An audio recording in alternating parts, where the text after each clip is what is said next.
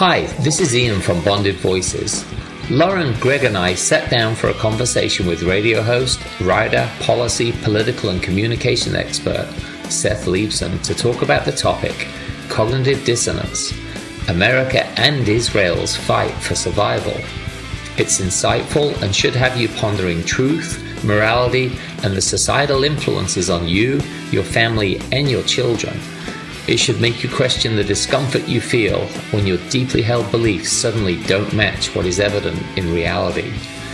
Register on bondedvoices.com and enjoy the show. And I'm not sure if you read our mission statement, but as you've mentioned, we're trying to connect people through conversation and providing tangible thoughts and ideas to increase the level of conversation. And the hope is that the people that attend coffee with us then go on to talk to their neighbors and their coworkers and so on and so forth. And so my hope is that perhaps tonight, as we spend some time together, you might be able to consider those talking points and maybe some things that the media has missed, or that, some things that we can help to foster more discussion amongst the men that so desperately need it. Yeah, that's a good point. Desperate's a good word for it too. I think men are desperate. I mean, what is suicide but an act of the worst desperation? I have to make some prefatory remarks to the three of you. Ian, Greg, and Loren, those aren't Hasidic names. I assume none of you are Jewish. No. So my prefatory remarks are, first of all, thank you. On behalf of a Jewish people I certainly don't represent, but on whatever number I can, we couldn't do this without the righteous Christians such as yourself. We just couldn't. We're the smallest people in the world with one of the smallest countries in the world. And we wouldn't be safe in America without your support, and Israel wouldn't be safe in the world without your support. So I don't want it to be taken for granted or ever think that it was. And words fail at times like these. And I wish there were better words. But with all sincerity and from the fullness of my heart, thank you. Yeah, thank you. Jews just couldn't survive without your righteousness. There must be at Harvard, how many of these women's groups are out there chanting from the river to the sea? And that's the conflict in people's brains, and that's just got to be crazy. So we'd love to get your thoughts on, can that be changed? Is it a psychosis that can't be? Are we just heading to the wrong place? I don't know if you guys have got any other thoughts to throw in on that, but that's just where we were thinking on the first idea. The cognitive dissonance is legion. And it may go back to what we were saying at the very beginning of our conversation about we don't even agree on 1 + 1 equaling 2. We may not even be looking at the same facts and seeing them as facts. But when you talk about these women protesters, or when you talk about these supporters for the Hamas efforts in Gaza or the Palestinian rights in Gaza, and you talk about whether it's women marching for them or whether it's the LGBTQ marching for them, you have to scratch your head and ask, where the heck are the African Americans for the KKK? Right. You honestly have to understand that we are dealing in a world of 5-minute historians and 0-minute current events. The progressives who have sided with the Palestinians in Gaza or Hamas, and there's really no or, it's an and. If you look at any of the way the polling has shown, or any of the facts on the ground, or any of the non-existent counter-protests against Hamas doesn't exist. When you look at that society and you take a Rashida Tlaib or any of her followers, or any progressive in America who believes in abortion rights or female rights, women's rights, feminist rights, LGBTQ rights, they would live maybe an hour if they were to propound any of that in that territory. This is a territory that is governed by a culture and a faith, but more culture than faith, I think, that makes the medieval look like an advancement. So the idea that they have found support in the West, in the United States, on our college campuses, where you see a poll of 51% of our young people siding with vermin, less than animal, not even vermin, less than animals don't do. They don't. Yeah. What happened on October 7th. It's an insult to call it animal. Animals don't play sport with dissected bodies that they vivisected. Animals don't do that.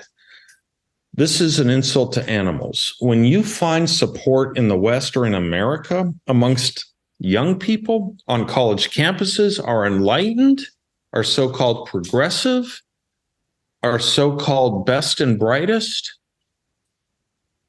one almost wants to say that is the greater crime than what took place on October 7th. One almost wants to say that because those who committed the acts on October 7th, the atrocities on October 7th, they were brought up in a culture from 0 to whatever age they were when they committed those atrocities, 13, 15, 18, 25 years. They were brought up in a culture that taught that.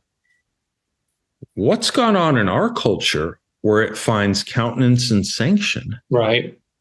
What's happened here? 51% of young people support that, want that to win.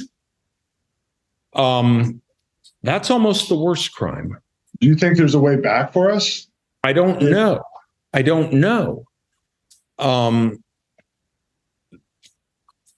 It should make us all vomit a little bit in our throats to see these kinds of things. It should almost make us vomit a little bit in our throats to see that this is actually, if you look at these protests in America, led mostly by women. I mean, there are men there, but it's mostly women. On that point, right? One thing that's absolutely driven me crazy about what happened is, and I've done a lot of reading. There's been a few Israeli websites that I've gone to for information, and also cross-reference stories with people who have given. There's one doctor went out to make right the bodies that they found out there. And he described especially one scene where they tied 10 children together and set them on fire, while another 10 children watched to be set on fire. I think if you polled 100 random people over here, they would be like, that didn't happen. Or they would know nothing about it. And there's your cognitive dissonance. There it is, in part. They don't want to believe that this took place, but there's a burning question underneath that cognitive dissonance. Would they say that about any other people? And I don't think they would. I don't think they would. They wouldn't say it about African Americans in America. Sure. Hell, in America, we go off on hoaxes that we believe before the truth is even known when they turn out to be true. And they're counter-narrative. There's something deeply, deeply wrong with any society that organizes itself around a principle of anti-Semitism, or really, that's too nice of a word, Jew hatred. Yeah. And we didn't think that existed here anymore. I certainly didn't. But son of a gun, it sure does, because what you just said, no other people this would be believed about. And again, it's that sanitizing it, right? And what I was getting at with that question is, I want the media to shock and awe people on what happened, not to sanitize. Oh, 1,200 people died, and McDonald's had a shoot, and we're going to gun control. But at the same time, when you're thinking about how this happened, like what anti-Semitism actually sanitize a little bit. What it really is like you said, it's Jew hatred. Yeah. Hannah Arendt, who I'll probably quote more than once in our brief visit tonight, said there's nothing so powerful as ideology. And this whole anti-colonialist, anti-imperialist, anti-racist complaint about Israel that is being used and adopted and accepted in the university and in the academy, it does have an origin, and the origin is Marxist. This was a tricolon that Nikita Khrushchev developed in the 1950s, particularly to unite the third world against the Western powers. Anti-colonialism, anti-imperialism, and racism was what united the various different Marxist movements across the world against the West. And it has, for a generation and a half now, been preached and taught so deeply in the academy, I don't even think they understand what the roots of it are. But you can very easily, from the days of college or even a little bit in high school, go back to some of the stuff we read, whether it's Frantz Fanon's Wretched of the Earth or any of these other books by, French and Marxist and Caribbean intellectuals, literally justifying violence against an oppressor based on their skin color or based on their race, as long as it was on behalf of a Marxist effort. And there is this weird symbiosis that you wouldn't think should exist, but very deeply does, between political Islam and Marxism. It's a very weird symbiosis of convenience. It's not because they agree with each other, but it's because they hate. They hate deeply. And they hate deeply and resent deeply anything that succeeds against their ideology, which to them is so very powerful. And just as I think you will now find BLM in this country, or other militant type organizations in this country so hate those that succeed, Asians and Jews, for example, you have that in Israel, which is such a success story, as over and against almost any other Islamic or Arabic country, that there's this deep resentment they can't exist. Their very existence, Jews' very existence, Asians' very existence at the university level in this country, at the intellectual level in this country, just as Israel's very existence in the Middle East is a rebuke to everything they stand for. So it must be liquidated. Understanding that we're looking at it from our point of view and our, we're similar in age, and how do we effectively communicate and unprogram or deprogram our children? Yes. With valuable information to push forward their own thinking and their own determination of where they stand and what they hold as truth? Well, that's a tough question because it presupposes we can do this at scale. And I don't know if we can do it at scale. At scale right now, we're looking at a lost cause. We're looking at a majority of students who side with the wrong side. But as COVID may have been a wake-up call in elementary and secondary education, K through 12 education. Parents got to look under the hood of what was actually going on with the curricula there. Perhaps all of this is a bit of a look under the hood of what's going on in higher education. Perhaps that hearing in Congress with Elise Stefanik and the 3 university presidents was a kind of a COVID elementary analog to what's going on in the university. So perhaps there's a bit of a wake-up call. I would hope so. I don't know so.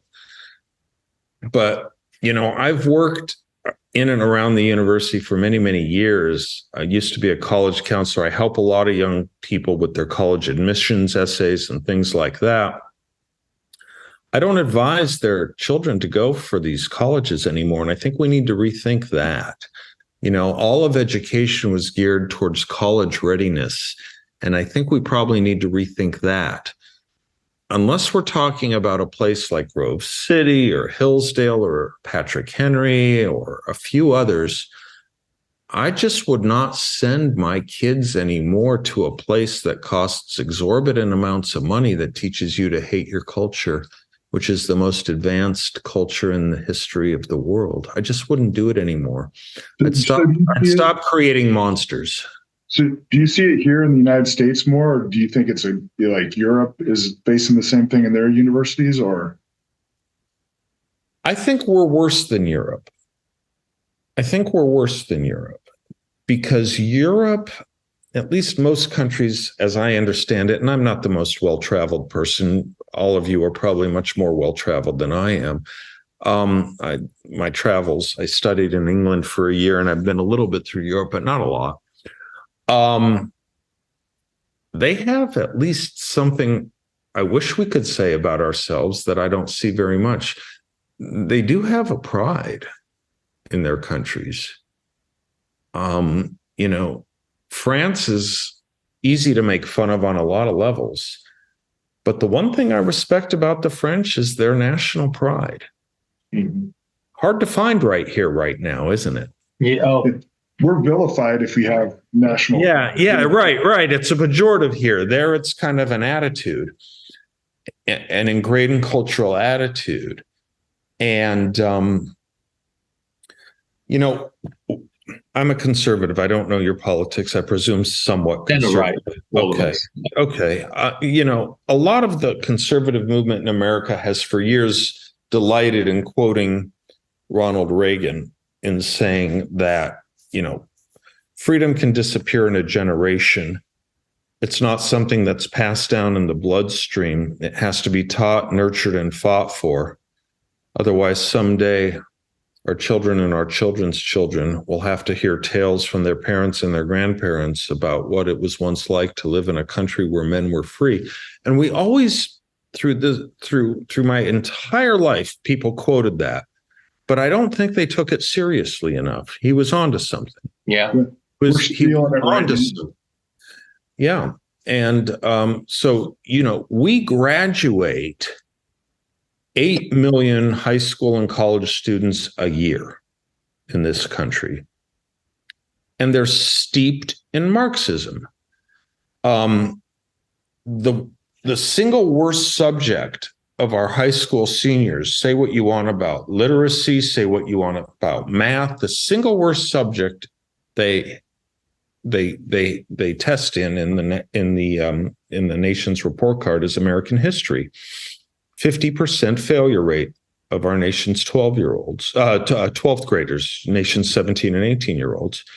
Think about what that means over the course of several years. 4 million a year, half of which get an F in American history, have no idea about anything with regard to this country, right at the age where they're about to vote, right at the age where they could join the military, right at the age where they might go to college or get their first job. For all we talk about illegal aliens, we're making aliens of our own students here as breeding grounds in our schools.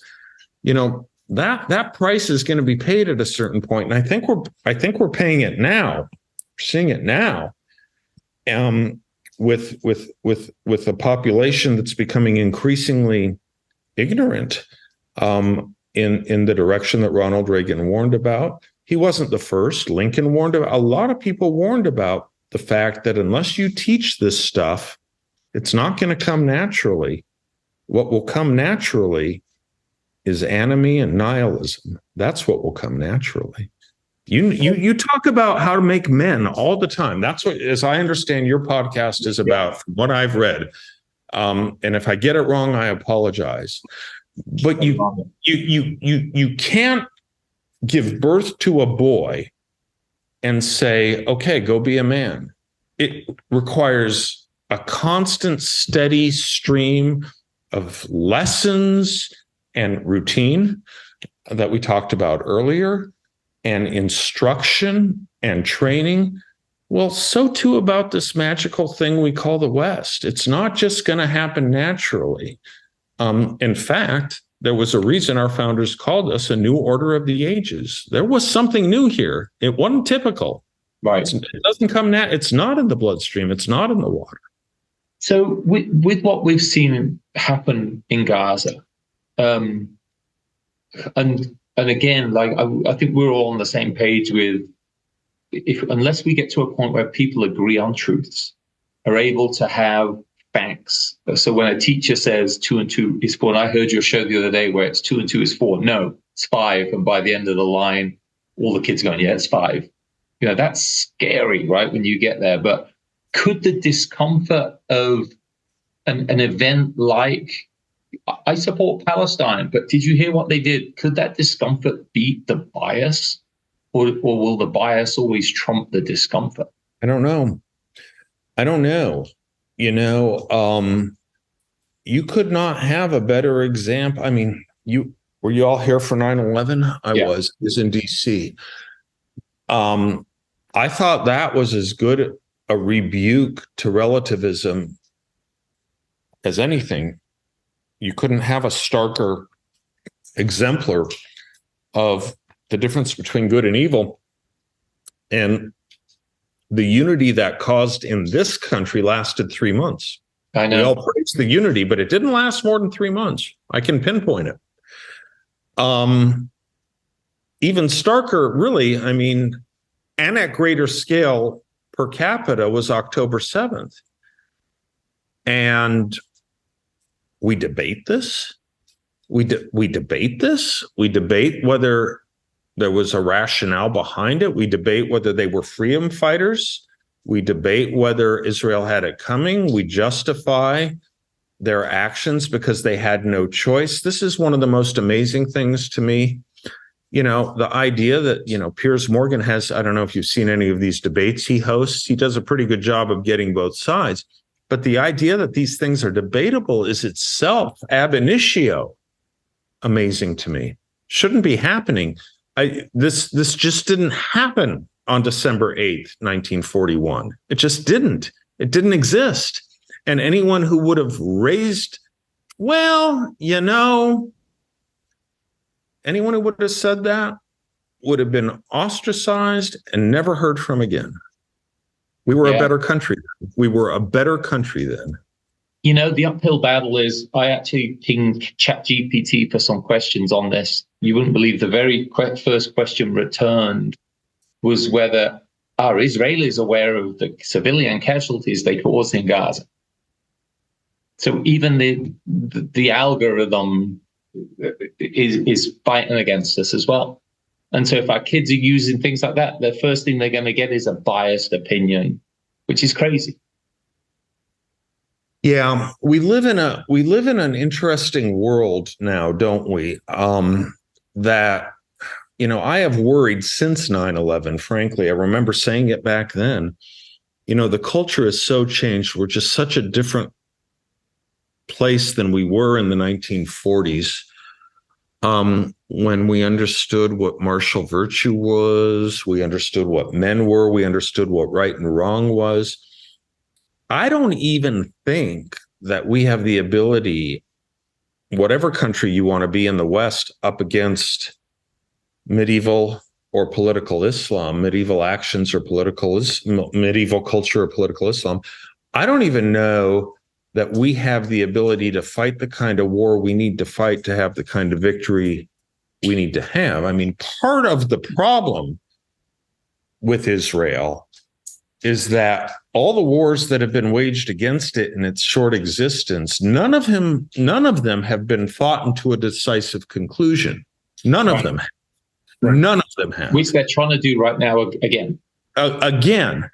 Yep. And most normal people on October 8th, reading about October 7th, would have said, well, Gaza will become a parking lot. That's what most normal people would say. It's what most countries would turn it into. It's not what Israel did. First of all, there were weeks of analysis. And then this country goes and puts its own soldiers in harm's way in a ground war. Is that what we did? Is that what we did with, I mean, yeah, there was the Battle of Okinawa, but damn it, there was the firebombing of Tokyo. Yeah. Right. Yeah. Which killed more people than Hiroshima. Yeah. I mean, we firebombed Berlin, and no one sat around and said, does the United States realize how many civilians they're killing? What is a civilian, by the way, in this population? What is a civilian in a population where 80+% support? Yeah. Right. The Hamas as their government. So, has anyone shown me one person in Gaza that has stood up to say, this ain't us, this ain't who we are? Is there one? Not one. I'll tell you, if there was, we'd know them. Yeah. Well, Seth, we get into the end of our time, and we thank you so much for joining us. Would you sort of just wrap us up with a bit of maybe some, I know we've covered a little bit, but maybe some tips for parents with children who, what to talk about, maybe an action to take that can move in the right direction. And again, thank you for your support, and thank you for having me. This has been delightful. Thank you. Good way to end the day. If there's one message I want to convey to parents, it is this. I spend most of my time not in any of this world. I spend most of my time with youth issues, and it tends to be on drug prevention. It's just been my longtime effort, hobby, and expertise outside of radio and geopolitical or whatever you want to call these kinds of conversations. My one message to parents is this. There would be zero youth problems, zero, if there weren't adult problems. That's my one message. Kids are watching you. Children are watching you. They're watching you all the time. And there is no better instruction or more important instruction to our youth than your example. And you have a duty, no matter how old you are, because the kids are always watching, they're always learning, and they're always picking up. And if you want to know where they got these ideas that we have been critiquing, they didn't get them on their own. They didn't get them on their own. To raise strong adults, strong men, strong women, you have to have strong adults. Be strong and be not afraid. That's awesome. Thank you. Thank you very much. God bless you all. God bless, man. God bless you. Bye-bye.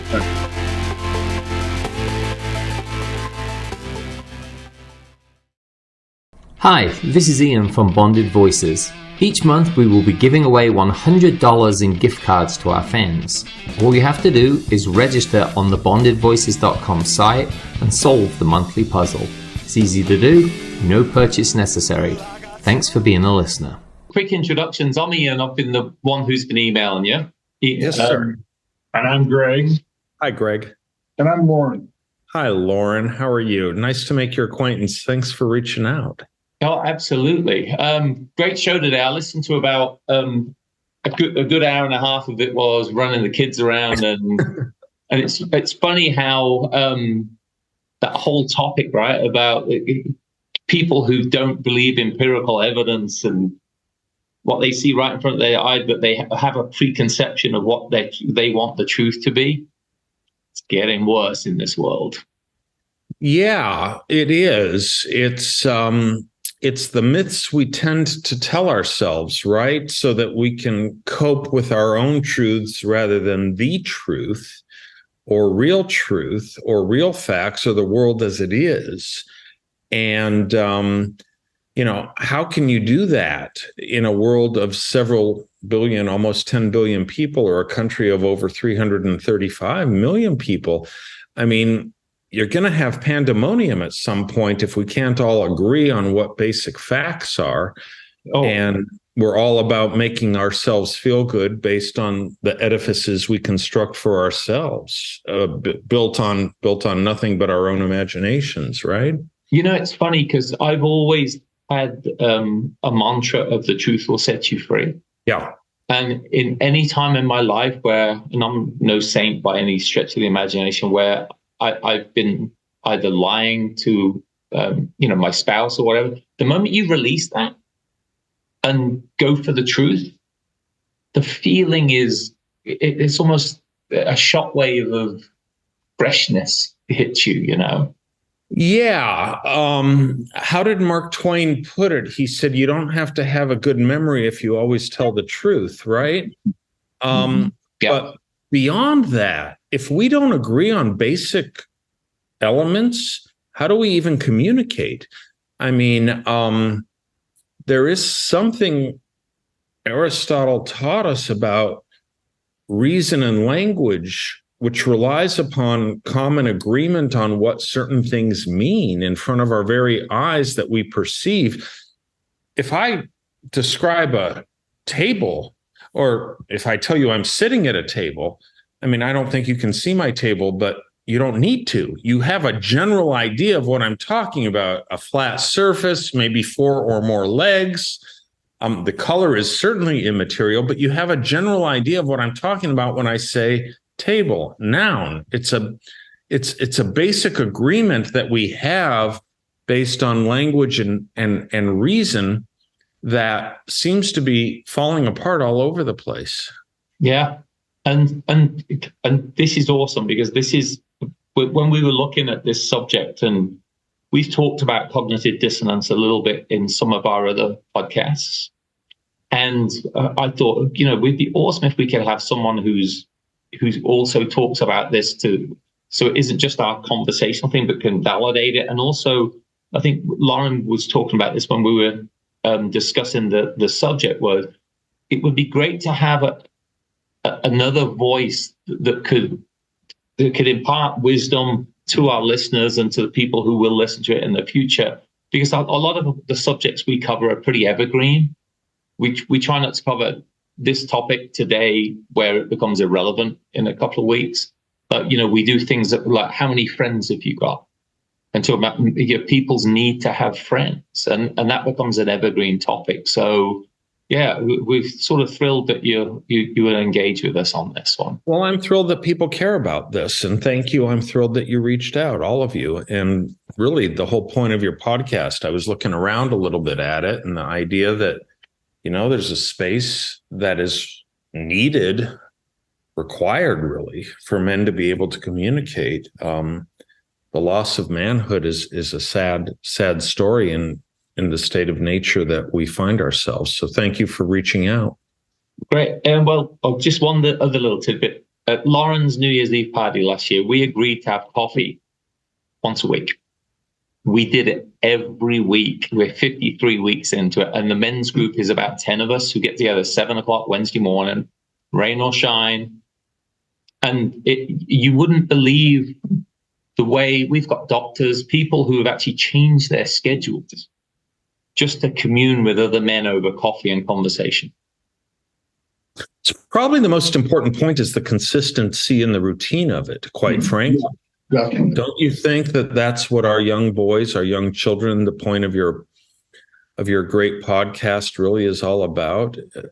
A steady, reliable routine that not only imposes a requirement on you, but allows you to know that you can rely on others to fulfill as well. I mean, that's probably the magic, the secret sauce that keeps that going. Yeah. Oh, definitely. I love hearing that. I think that's beautiful. Yeah, and a lot of it came out of Seth. We all taught baseball together, Little League baseball. Yeah. In those group of dads, we had 3 suicides. Yeah. Yeah. So how many dads? 20, 15? Yeah, at least. Yeah, probably over. I was probably thinking over the years, what, 20 to 60, probably, in all the different. Yeah, probably. Yeah, I would say closer to 60 in the whole when we start to look at all the different groups. Well, this is a unprecedented moment for that sort of tragedy. Yeah. What the hell has gone wrong? Pardon my French, but what the hell has gone wrong? And someone needs to ask that question in a serious way. What have we done to boys? What have we done to men? Exactly. You know, that's a burning question with us. Good. It's the reason we get up when it's 29 degrees outside and struggle all the way down to the coffee shop, right? To support other guys. So, yeah, for sure. Good.